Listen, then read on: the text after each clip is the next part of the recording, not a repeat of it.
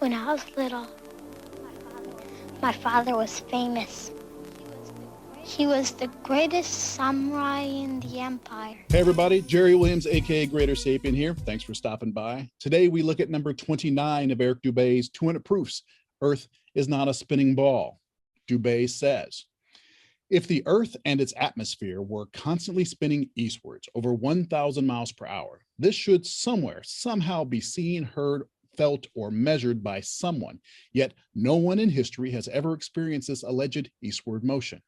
Meanwhile, however, we can hear, feel, and experimentally measure even the slightest westward breeze. I'm sorry.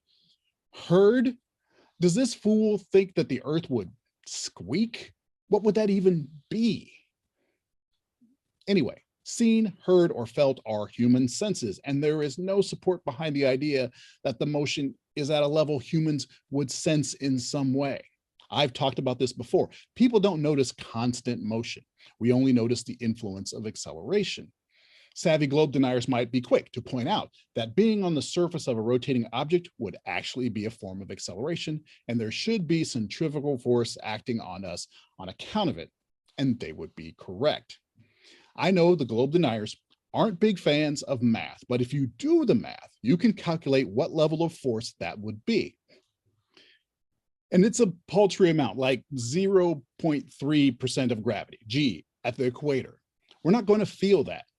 Why? Well, for one, we don't know what it feels like. Like, we truly don't. See, very few of us have ever really experienced 1G, unless you hang out at the North or South Pole. Your entire life has been spent living in 1G minus the centrifugal force of the spin of the Earth. We literally do not know what to compare. Living in Oakland, I'm living at G minus 0.2 or something. And when I went near the equator, G minus 0.3 is practically the same to my body, but it is measurable, which was a very important thing for Dubé to say, and of course is the downfall of his claim, because we can measure the difference. I've done it myself in multiple locations on the planet, and doing so confirms the spin of the Earth. Remember the Yacht-Foss effect I mentioned during Claim 24? That's a measurable alteration in the drop times of ballistics due to the spin of the Earth. So Dubé claims if the Earth were spinning, we should be able to measure it. And we have. Ta-da! That's my job! That's what I do! I don't lose!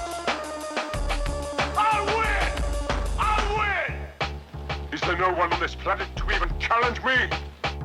Unless you hang out at the North or South Pole, your entire life has been spent living. Sorry, I'm having trouble hearing you. God damn it. Really? Stop it.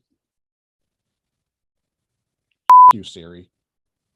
Up my whole thing. Up my whole thing. It was right on point. It was like, oh. Thanks, Siri. Maybe you came by to congratulate me on last night's victory.